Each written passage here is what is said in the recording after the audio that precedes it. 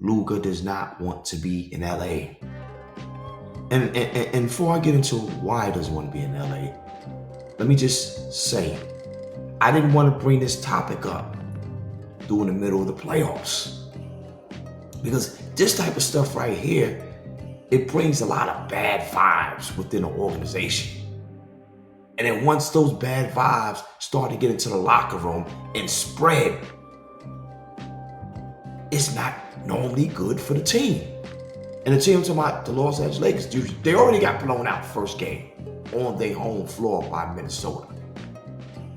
And I, of all people, will have to admit that this is a bad time for me to bring this topic up. But it keep hitting my desk. It just keep hitting my desk. And it keep hitting my desk that Luka does not want to be in LA. So you may ask, independent raw, why? Why? It's LA. Exactly. Exactly.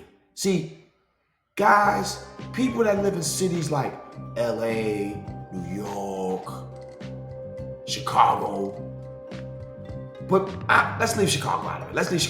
Let's stick with New York and LA. People that live in those states, well, LA in the state, California. People that live in states like California and New York, let's get specific. They have this tendency to think that everybody wants to be part of what they got going on out there. No. Everybody doesn't want to be part of that. Because the worst part about cities like that, they're overpopulated and they're overly expensive. So when I say to you guys, Luka does not want to be in LA, this is coming from my sources. And my sources are telling me he doesn't want to be there because of financial reasons.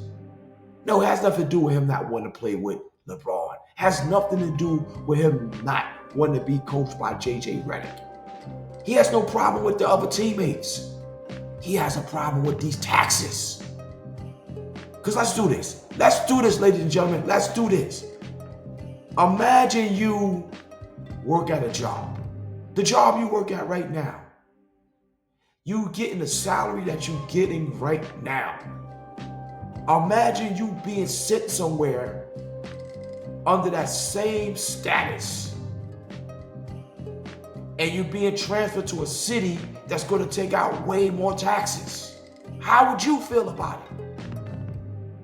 I used to work in the post office, ladies and gentlemen. Yes, independent raw, worked in the post office. And normally when postal workers, this is a government job, you work in the post office, right? Normally what happens is that if you work in the post office, you can put in for a transfer to a different post office in a different city, different state. You can do this, right? That don't happen overnight. They don't just say, hey, you want to go to Georgia? No problem. See you next week. See you later. They don't just normally do it like that. It doesn't work like that. But there's a protocol. You can put in your paperwork. You can say, I want to go here. I want to move to Georgia. I want to move to Virginia. But what you won't see is people saying, I want to move to California. Because you take that same pay to that new state. So when people in the post office ask for transfers, they usually go to states like maybe Florida. I've seen a lot of Georgia, but not too much of cities like LA. So because you take that pay with you to the next state. Now, let's bring it back to topic. Luka was in a state that had no state tax. Texas, Dallas, Texas, there's no state taxing. So it's the money that you make, the state of Texas won't tax it. Same thing as Florida. They won't tax it. Now you take that salary with you and you go to California and you land in LA, you are being taxed differently. So let's talk about taxes for a second, ladies and gentlemen. Let's talk about taxes. First thing that happens is he gets taxed by the state of California. Then the feds come. The feds step in and they begin to tax him. And understand how that works when you get taxed. When you get taxed, we all have different tax brackets. For the little guys like me, they may take 10%. But Luka is on a higher tax bracket. So they're taking way more than that from him. I don't even want to put a number out because I don't have the paperwork. I don't have the documentation in front of me, how much somebody, but he's being taxed at the highest rate. Then there's an entertainment tax that you have to pay. Then you have the state tax. So that same check that he was getting, according to my sources, they said they're taking over 50% of his money. Imagine that. Because a lot of guys and a lot of people want to say, so what? He's getting a lot of money anyway. Luka's getting a lot of money. He's getting paid millions. So, do I want to give it all to the tax man? Because he still has a life to live. He still has people that he takes care of, have to give money to. So bring it back. Just imagine you working an average job and you're getting paid XYZ, and then you go move to a state that costs more to live there. With that same pay, how would you feel? The housing in LA is costs more. It costs more to live in LA than it costs to live in Dallas, Texas. But the responsibilities that he's had, whatever he has personally, his personal responsibilities, those are still there unless he chooses to cut those people off or downgrade them. He's not happy, ladies and gentlemen. I'm telling you, he's not happy in LA. Luka will go back to Dallas in a heartbeat. And let's be clear. Because I had this conversation with somebody earlier. And you know what they told me? You know what they told me, ladies and gentlemen? They told me, well, Luka, he gets all that money back. How? You don't get that money back. You don't get the money back. Let me explain how you get money back. For people, let me explain this real quick. How you get money back and what they call getting money back. Let's say you open up a business. Everything that equates with the expense of the business. You bought computers. Let's say it's a maintenance business. You have to buy supplies. You use your car, so now you can write off the mileage of the car. Let's say all that. Those are business expense. You get that money back. Because you include that. You got a license. You got insurance for your business.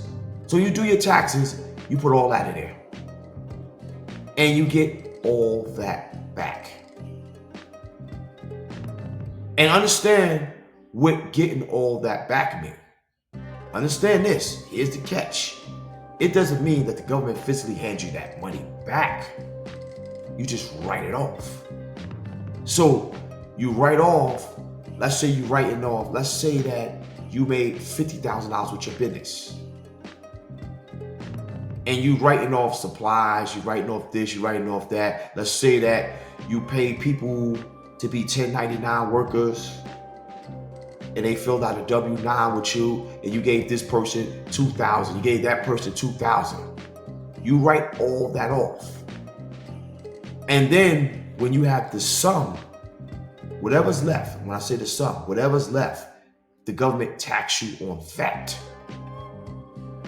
So this is why they say you get it back. You don't physically get the money back. You don't get a return. The government don't give you, as a business owner, you don't get a return back. And they don't say, here's 10,000, here's 5,000 back. We don't owe you nothing. You owe us money. You made money in this country, so you made us money. And then the state, if that state has state tax, they say, hey, you made money in this state. So being that you made money in this state, you owe us money also. That's how that works. So you write all these things off. And after you write these things off, whatever's left, the government only tax you on that amount. So, and I had to put that on the table because I get tired of people saying it's a tax write-off. Yeah, if you take a loss doing a business, and if you write it off, that just means you didn't make that money, so the government's not going to tax you for the money you didn't make. So, my guy was trying to tell me, he gets all that back. No, he doesn't. He doesn't get that back. How? How do you get it back? You made money in this country. The government comes first. Give me our money. Then the state of California say, you made money in this country. Give us our money. And then California has an entertainment tax.